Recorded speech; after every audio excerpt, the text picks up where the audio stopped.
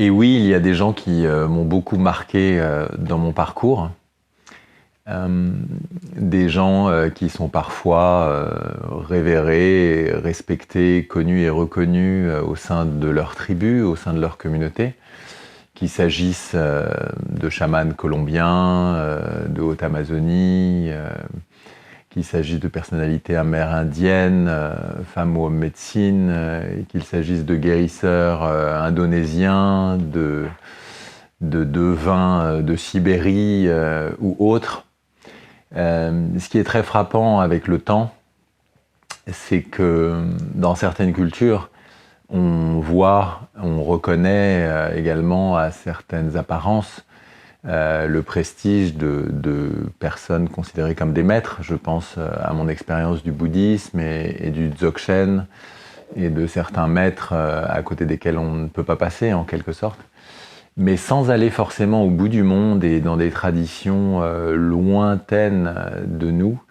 il faut se rappeler que dans nos cultures, en Europe,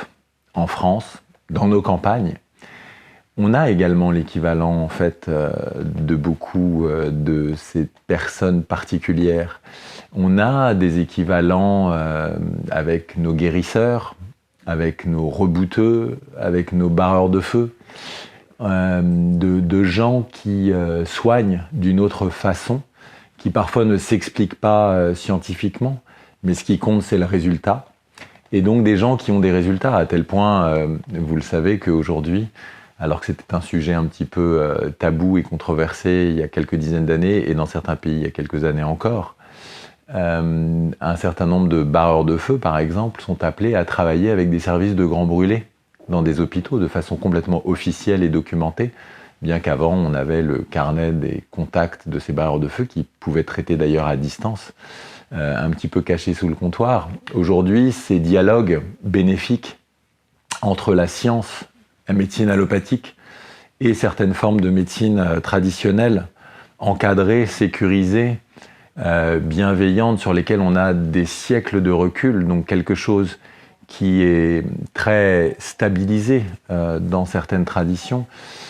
permet un enrichissement et une complémentarité où le patient a tout à gagner. D'ailleurs, un certain nombre de docteurs, de médecins, de psychologues, de psychiatres, de scientifiques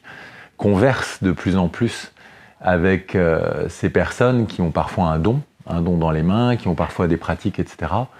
dont ils ne peuvent pas forcément dévoiler tous les tenants et les aboutissants, qui ne peuvent pas forcément expliquer d'ailleurs. On ne sait pas toujours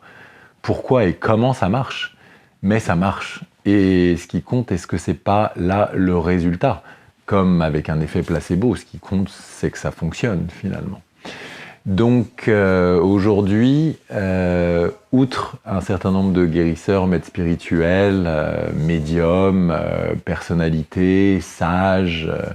révérés dans leur tribu, leur communauté, etc., je m'aperçois que tout proche de nous, dans nos campagnes françaises, en Suisse, en Belgique, on a des gens qui parfois ne payent pas de mine, qui peuvent paraître très simples, parfois même les gens sur lesquels vous ne vous retourneriez pas au sein de leur village et autres, qui paraissent les plus simples et les plus modestes d'entre tous, et qui, très très loin de toute religiosité, de tout dogme, de tout apparat, de toute ritualisation, sont des gens qui, avec humilité, bon sens, les pieds sur terre, avec un ancrage quotidien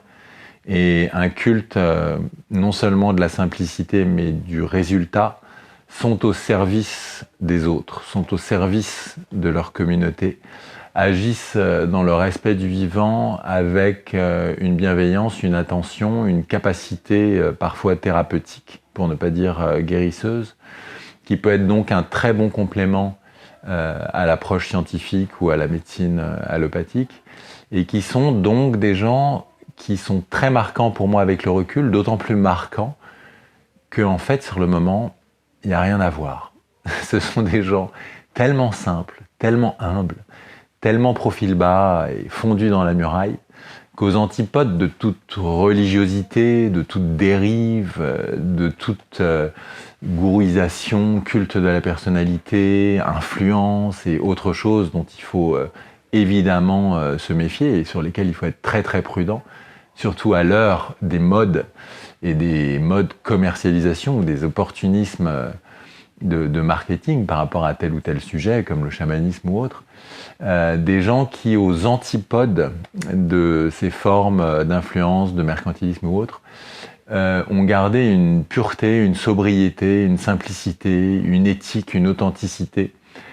qui n'ont pas besoin de tout ça et qui en fait rayonnent ce qu'ils véhiculent. C'est-à-dire que si on parle de juger l'arbre à ses fruits,